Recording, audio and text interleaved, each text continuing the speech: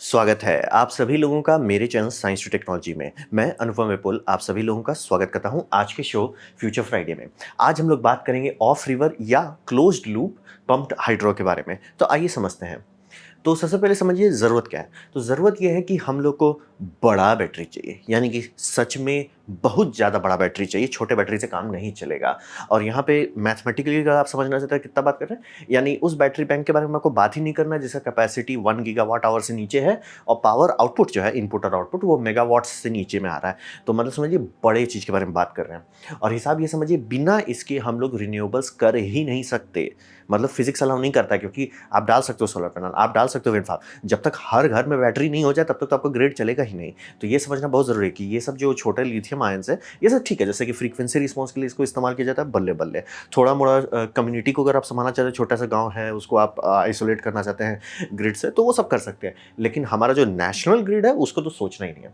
और ये समझिए कि बैटरी डालने से ऐसा नहीं होगा सिर्फ रात को पावर मिलेगा, बैटरी डालने से फायदा होगा कि हमारा ग्रिड की स्टेबिलिटी होगी, क्योंकि आपका ज़रूरी नहीं है कि विंड फार्म जो है वो एग्जैक्टली सेम आउटपुट देता रहेगा, आपका जो सोलर फार्म है एग्जैक्टली सेम आउटपुट देता रहेगा। हाँ, आजकल के टाइम में हमारा जो सैटेलाइट से डेटा आता है और इतना टाइम से स्टडी किया जा रहा है, प्रिडिक्शन बहुत खतरनाक तरीके से अच्छा हो गया है। यानी कि लिख के दे दे रहे हैं, जितने पावर डिस्पैचर है उनके पास डेटा आता है, वेदर रिपोर्ट, और वो बता देते हैं भैया ये विंड फार्म इतना ही आउटपुट देगा, और वो ऑलमोस्ट विद इन 2-3% हम लोग पहुंच जा रहे हैं। तो मतलब पता रह जाता है कि आने वाले टाइम तक प्रिडिक्शन बहुत अच्छा हो जाता है। तो हिसाब ये रहता है कि प्रिडिक्शन हो रहा है, एक तरफ से हम लोग को पता चल रहा है, दूसरी तरफ से है अगर ये सब कोई कहीं जगह में बफर कर दिया जाए, यानी कि बैटरी में बफर कर दिया जाए एनर्जी, तो हमारा ग्रिड 24/7 चलेगा आज की टेक्नोलॉजी से। क्योंकि ये समझिए विंड टेक्नोलॉजी हो चुका है मैच्योर, सोलर इंडिया में भी मैच्योर हो चुका है। तो हिसाब ये है कि ये सब करना अब फाइनेंशियली वाइबल है, यानी कि आपका पैसा बचता है, इसीलिए लोग सोलर फार्म ज़्यादा लगा रहे हैं ना कि कोयला पावर प्लांट, क्योंकि टका बचता है। तो सब लोग कर रहे हैं, लेकिन बात वही है, जब तक बैटरी नहीं है तब तक ये 100% नहीं जा पाएगा। तो सबसे कॉमन चीज़ आता है कि हम लोग केमिकल सिस्टम क्यों ना इस्तेमाल करें, जैसे कि आपका लिथियम आयन हो जाए या 10,000 और ऊट-पटांग डिज़ाइन है, जैसे किसी का आयरन रस्ट बैटरी है, किसी का डिज़ाइन में है निकल हाइड्रोजन बैटरी है, किसी का में हु है, किसी का केमिकल में होगा ही नहीं। जितना एनर्जी के बारे में हम लोग बात कर रहे हैं, क्योंकि मैं बात किया कि गीगावाट आवर, तो ये बात समझिए वो बेयर मिनिमम है, यानी कि उसमें कई 100 ज़ीरोज़ होने चाहिए तब जाके काम होगा। तो उतना बड़ा आप लिथियम आयन बना नहीं सकते, उतना बड़ा कोई भी केमिकल टेक्नोलॉजी आप नहीं बना पाओगे। तो यहाँ पे बात करते हैं पम्प्ड हाइड्रो के बारे में। तो हिसाब में इस समय इसके पास सबसे बड़ा फायदा है कि ये टाइम टेस्टेड है। लेकिन आप लोगों को थोड़ा ऑड लगता होगा कि रिन्यूएबल्स का भूत अभी चढ़ा है और ये सब कहा जा रहा है कि 1950 में बनाया गया, 1960 बनाया, तो क्या हो रहा था जो 1950-60 में बनाया जा रहा था? बात था कि उस टाइम न्यूक्लियर ईरा आ गया था मार्केट में।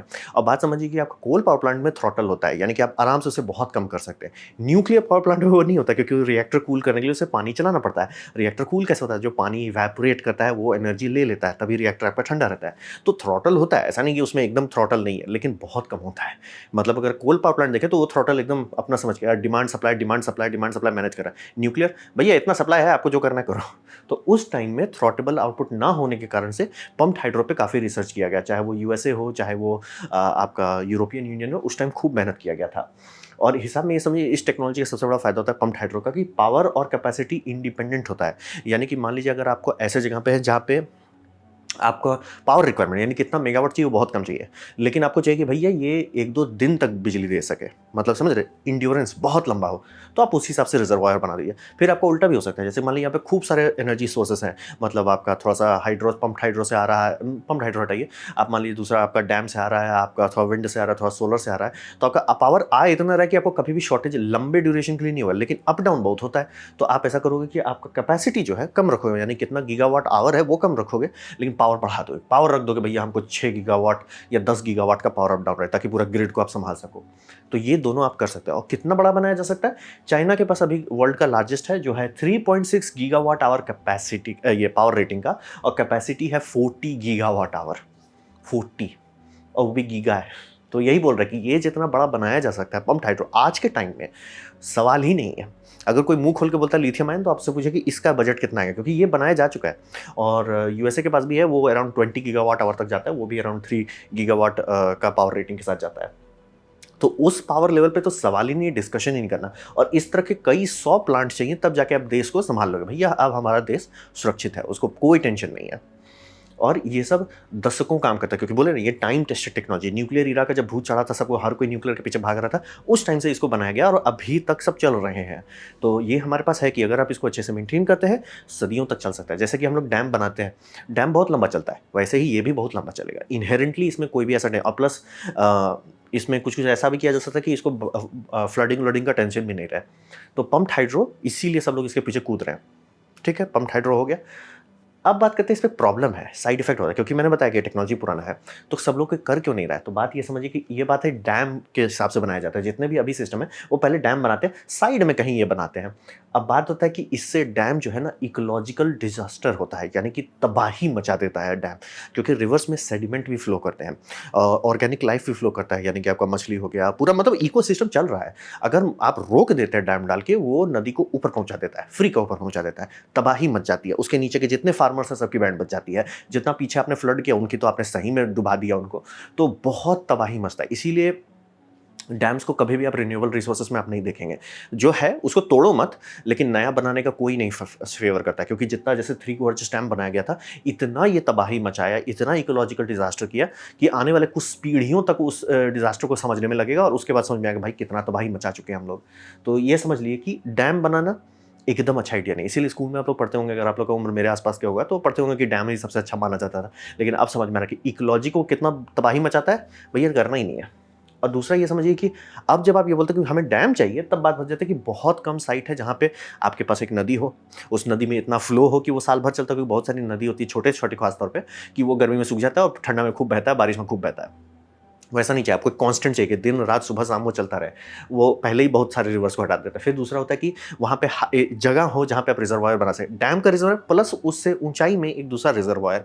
तो समझ रहे, मतलब इतना सारा डिटेल लगा के देखेंगे तो बहुत कम जगह पे वो बन सकता है। चाइना मतलब जबरदस्ती का फोर्स कर देता है, और मतलब यूरोप में, अमेरिका में भी बहुत सारी जगह है, लेकिन हर जगह नहीं है वो। मतलब बहुत कम जगह के पास उतना सारा लिस्ट मैच करता है कि आपके पास रिवर हो, रिवर के पास फ्लो हो, हाइट ग्रेडिएशन हो, ये हो वो हो, मतलब जितना रिक्वायरमेंट है वो इतना लंबा है कि इक्का दुक्का स्पॉट ही बचा है।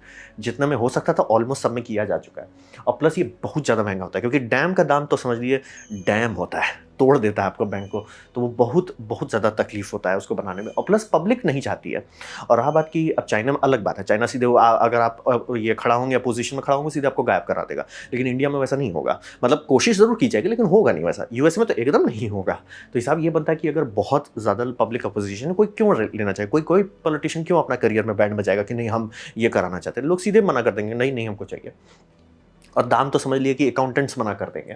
तो साहब वही समझिए कि इससे जो हम लोग को फ़ायदा होगा रिन्यूएबल्स में जाने में, वो बस आप बदल दे रहे हो। एक जगह जहर डालने की जगह दूसरे तरह का जहर डाल रहे हो, इकोलॉजिकल डिजास्टर बहुत ज़्यादा होगा। इसीलिए हर कोई पम्प्ड हाइड्रो के पीछे उतना एक्साइटेड नहीं है। तो बात करते हैं क्लोज लूप है इस समस्या का समाधान है। क्लोज लूप का ये मतलब होता है कि भैया इसे नदी, तालाब, पोखर ये सबसे अलग कर दो, कोई लेना देना नहीं है, ये इंडिपेंडेंट, डीकपल कर दो इसको रिवर से, और कोई भी डैम उनसे जोड़ना नहीं है, बस दो। और उससे आधा से आधा इकोलॉजिकल डिजास्टर खत्म हो जाए। ये बस ऐसा होगा कि दो जगह पर बारिश हुआ तो थोड़ा सा पोखर बन गया, उससे कुछ नहीं है। तो ये इकोलॉजिकल डिजास्टर को जीरो कर देता है, खत्म, कोई टेंशन नहीं लेना, इकोलॉजी पे कोई असर नहीं पड़ेगा। और बस वही समझिए कि दो मैन मेड पॉन्ड हो जाता है, जैसे कि एक पहाड़ के ऊपर में, एक पहाड़ के नीचे, उससे ज़्यादा कुछ नहीं है। ये इसका नीचे मैंने वीडियो दे दिया, तो एक ठो ऊपर एक ठो नीचे, कुछ आपको सोचना नहीं है, कुछ भी पर्यावरण पे फर्क नहीं पड़ेगा। बस दो गो तालाब हो गया, जैसे बारिश में ऐसे ही बनते रहते हैं तालाब कुदरती तौर पे, कोई बड़ी बात नहीं, लोड नहीं लेना है। तो ये सबसे बड़ा फायदा होता है कि इकोलॉजी को ये छोड़ देता है, प्लस दाम उम का खर्चा बहुत घट जाता है। ये हो गया। अब बात होता है कि ये आइसोलेशन जो आपने कर दिया कि इकोसिस्टम से, अब आपके पास है कि आबादी से आप बहुत दूर रख सकते हैं, क्योंकि कई बार होता है कि आबादी नदी के पास ही बसती है, क्योंकि नदी में ही सारा ट्रैफिक होता है, नदी से ही सारा चीज़ होता है। तो घूम फिर के हो जाता है कि भैया आप डैम बनाएंगे और नदी वाले लोगों को ही सबसे ज़्यादा बैंड बजाएंगे। तो इसको कोई टेंशन नहीं, इसको पहाड़ी एरिया में कर सकते हैं। बस आपको पानी एक बार ट्रांसपोर्ट करने, या जैसे कुछ केसेस में ऐसा बनाया जाता था कि एक दो बारिश का सीजन होगा अपने आप भर जाएगा, मतलब उतना ट्रांसपोर्ट कौन करेगा, बस धीरे धीरे भरने दो, वो भी किया जा सकता है। तो ये समझना जरूरी है कि इससे अब कितने साइट्स हैं, जैसे इंडिया में कितने साइट्स हैं, कितने साइट अमेरिका में, कितने साइट चाइना में है, ये साइट का नंबर हो जाता है 1-2 से 1-2 हज़ार। और जहाँ पे लोग नहीं हैं, जहाँ पे किसी को कोई टेंशन है कि वहाँ पे कुछ है, होने दो। किसको क्या फ़र्क पड़ रहा है कि यहाँ पे एक तालाब है जो कभी कभी नीचे चला जाता है, कभी कभी ऊपर आ जाता है, क्या फ़र्क पड़ रहा है किसी को। ये इसका सबसे बड़ा फ़ायदा होता है। और प्लस कंपेयर टू नॉर्मल जो हम लोग का पम्प्ड हाइड्रो है, उससे ये बहुत जल्दी और बहुत सस्ती में बनाया जा सकता है। सस्ता ये अभी भी नहीं है, ये मत समझिए, है अभी भी ये बांध ही, और मैन मेड बांध है, तो टका तो ये अपना समझ के खाएगा, लेकिन compare to normal pumped hydro ये बहुत सस्ता होता है। ये जैसे कि अभी नवाडा वाडा एरिया में बनाने की कोशिश की जा रही है कि 1000 फुट ऊपर 1000 फुट नीचे 2 पॉन्ड है, बस काम कर रहे हैं अपना, कोई टेंशन नहीं है। नीचे वीडियो दे दिया है, ये बोला अपर रिजर्वायर है, 1000 फुट का अंतर है, अराउंड 300 मीटर का अप डाउन होता है। कहा जाता है कि आपका हाइट डिफरेंस मिनिमम 100 होना चाहिए, नहीं तो आपका कॉस्ट इफेक्टिव नहीं रहेगा। जितना हाइट है उतना बल्ले बल्ले है। और प्लस दोनों रिजर्वायर के बीच में दूरी बहुत नहीं होनी चाहिए, कि मतलब अगर एक 500 मीटर ऊपर है, एक 500 मीटर नीचे है, लेकिन दूरी अगर मान लीजिए 10-20 किलोमीटर है तो उतना फायदा नहीं होगा। तो आप दूरी मेंटेन करना होता है कि हाइट ग्रेडियंट जो है वो शार्प होना चाहिए। तो इसी को हम लोग क्लोज लूप कहते हैं। बस पानी आप कहाँ पे ट्रांसपोर्ट करते हो, या टेम्प्रोरी पाइपलाइन बिछा के ट्रांसपोर्ट कर सकते हो, या जो भी आपको करना है आप कर सकते हो, और या तो बारिश का इंतजार करो, बारिश भर देगा उसको, और फिर धीरे धीरे आप इसे रिप्लेनिश कर सकते हो। तो बात करते हैं भविष्य में क्या होगा। तो साहब ये समझिए कि सीधा सीधा मैथमेटिकल भाषा में बात करें, कोई और टेक्नोलॉजी नहीं है जो पंप्ड हाइड्रो के आसपास भी पहुंचता है। क्लोज लूप पंप्ड हाइड्रो, जो उसका सबसे बड़ा साइड इफेक्ट होता था पंप्ड हाइड्रो का कि वो तबाही मचा देगा, वो तबाही का समस्या सॉल्व कर देता है। दूसरा, ये अगर रियलिस्टिकली बात करें कि हम लोग को रिन्यूएबल करना है, हर देश चाहता है। क्यों चाहता है? क्योंकि नहीं चाहता कि भैया कल को पुतिन हुलुलुलु करने लगे, सबका बैंड बज जाए कि भैया तेल का दाम बढ़ रहा है, भैया बिजली का दाम बढ़ रहा है। यूरोप का क्यों बैंड बज गया? क्योंकि भैया गैस का दाम बढ़ रहा है, तो अब बिजली कहाँ से लाएंगे? तो ये सब टेंशन कोई नहीं चाहता। तो उस सब टेंशन से बचाने के लिए रिन्यूएबल्स में जाना पड़ेगा। रिन्यूएबल में चलने के लिए आपको 3 चीज़ चाहिए। पहला पावर, यानी कि जो आपका बैटरी बैंक है उसमें बहुत भरपूर ताकत होना चाहिए कि आप डिज़ाइन कर सको कि नहीं भैया हमारा ये दिल्ली के जैसे बना रहे हैं, बनाओ तो भैया ये 10 गीगावाट का अप डाउन झट बर्दाश्त कर सके। कैपेसिटी, कितना देर तक वो एनर्जी दे सकता है। कुछ कुछ केसेस में बनाया जाता है 4 घंटे तक कंटिन्यूस चले। कुछ कुछ केसेस में अगर मान लीजिए बड़े शहर को बड़े टाइम के लिए संभालना है, बनाओ भैया इसको कि 12 घंटा लगे रिजर्वायर को अप डाउन होने में। या अगर आप प्योर सोलर पे चल रहे हो तो अराउंड 20 घंटा का आपको रिजर्वायर कैपेसिटी रखना होगा। दोनों अलग अलग कर सकते हैं। फिर लाइफ स्पैन, यानी कि जैसे लिथियम आयन आप कर रहे हैं या कोई भी केमिस्ट्री कर रहे हैं, जैसे कि सबसे बेस्ट है मेटल हाइड्रोजन बैटरी, जो कि मैंने बताया था, जो कि हबल में या इस इंटरनेशनल स्पेस स्टेशन में लगाया जाता है।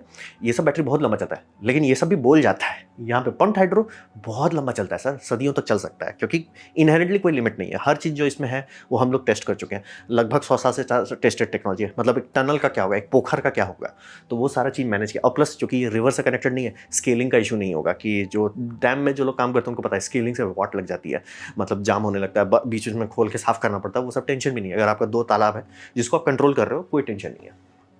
और कुछ कुछ केसेस में लोगों का होता है कि आपको हाइट में मिल रहा है लेकिन पानी नहीं मिल रहा है। कुछ कुछ डिज़ाइन ऐसा बनाया जा रहा है जो कि जापान एक बार टेस्ट किया था, वो बहुत पहले टेस्ट किया था इसलिए बंद कर दिया, लेकिन अब दोबारा उसको खोलेंगे कि समुद्र से ही सीधे पानी ले लो। मतलब नीचे का रिजर्वायर, मान लीजिए आपका समुद्र वाला एरिया है, क्लिफ है उसके बगल में, कि मतलब एक पहाड़ी एरिया है और समुद्र है इधर, कोई टेंशन नहीं। समुद्र के ऊपर ये आपका समुद्र को ओपन रिजर्वायर रखिए, ऊपर में आप ये रख दो और खारा पानी से करो, तब तो पानी का टेंशन खत्म हो जाता है। और प्लस नीचे रिजर्वायर आपका कुदरत का बनाया हुआ, आपको कोई लोड ही नहीं लेना है, वो भी बहुत लंबा चल सकता है। और उससे ऑपरेटिंग कॉस्ट और आपका ये कंस्ट्रक्शन कॉस्ट भी घटाया जा सकता है। तो ये बात समझिए, जैसे ये सब लोग बनाने की कोशिश कर रहे हैं कि सोलर फार्म है, यहाँ पे आपका पंप्ड हाइड्रो है, अप डाउन करता रहता है, कोई टेंशन नहीं है। आप आराम से कर सकते हो कि ये बहुत ज़्यादा बड़ा बना दो, मान लीजिए रिक्वायरमेंट है 50 मेगावाट का, इसको बना दो 300 मेगावाट का, और ये पंप्ड हाइड्रो में कर दो, ताकि ये रहे कि 50 मेगावाट ये 24/7/365 देता रहे, जब तक कुछ बहुत बड़ा ना हो, या मेंटेनेंस के लिए इसे नहीं बंद करें, या बहुत ज़्यादा खराब वेदर बहुत लंबे समय में रहे, तब तक ये चलता रहेगा। अगर ये किया जाए, जैसे कि बहुत बड़े बड़े रिन्यूएबल एनर्जी फार्म्स लगा दिए जाए और बहुत बड़े बड़े पंप्ड हाइड्रो ऑफ मतलब समझ लीजिए कि ऑफ ग्रिड का तौर पे, यानी कि मतलब एकदम आइसोलेटेड क्लोज लूप सिस्टम बना दिया जाए, तो आराम से कल, मतलब अगर भारत आज इस पे काम करना शुरू करता है, आने वाले 8 से 10 साल के अंदर काम निपट जाएगा। हो गया सर, हो गया, अब देश में बिजली की समस्या खत्म। और ये मतलब आपको इस तरह का इमेज खूब देखने को मिलेगा कि सैटेलाइट में काफ़ी अच्छा टेक्नोलॉजी हमारे पास, कि डेटा निकाल सकते हैं कि हाइट कितना है। तो काफ़ी सारे कंप्यूटर एल्गोरिदम दिखा गया कि पूरा धरती का स्कैन है हमारे पास, तो यह कहाँ कहाँ पे उतना हाइट मिल रहा है जितना चाहिए। तो कई हज़ार स्पॉट्स निकल रहे हैं, कई हज़ार स्पॉट निकल रहे हैं कि इतना बड़ा रिजर्वायर यहाँ बना सकते हैं। रफ एस्टिमेट में भी इंडिया में भी कई सारे स्लॉट्स निकले हैं, मतलब भर के है। मतलब हमारे पास ना जगह की कमी है। और आप बोलेंगे तो ये तो कुछ कुछ मान लीजिए जैसे मुंबई में दिखा रहा है, मुंबई में ऑब्वियसली आप नहीं बनाओगे, आबादी बहुत है। तो इंडिया में बहुत जगह अभी भी आबादी नहीं है, वहाँ पे भी आप बना सकते हो। तो हिसाब वही समझिए कि इसमें दाम बहुत लगेगा, ये बात एकदम सही है। लेकिन ये इकलौता टेक्नोलॉजी जो आप कह सकते हो कि नहीं भैया पिछले 40-50 साल से चल रहा है, हमें पता है, ये चलता है, लंबा टिकता है, और इसमें बिगड़ने का कुछ बिगड़ता नहीं, बस मेंटेनेंस करना होता है। जैसे कि जनरेटर है, कभी ना कभी खराब हो सकता है, तो हाँ भैया खोलो, रिपेयर करो, मेंटेन करो, चलो फिर से आगे बढ़ो। तो इसीलिए ये एक बहुत अच्छी टेक्नोलॉजी है जो आज बनाई जा सकती है, जिसको लोग बनाना शुरू कर रहे हैं। कुछ कुछ प्रोजेक्ट्स हैं, नीचे मैंने दे दिया।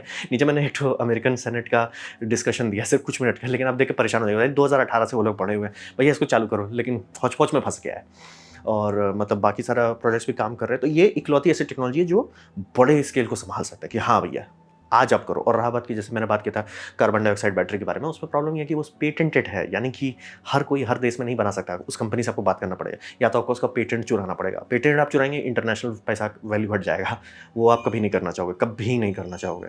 तो हिसाब वही समझिए कि और प्लस मान लीजिए वो कंपनी भी है, उन्हीं के पास एक्सपीरियंस रहेगा ना, उसे कैसे बनाते हैं। डैम्स का तो हर देश में एक्सपीरियंस है।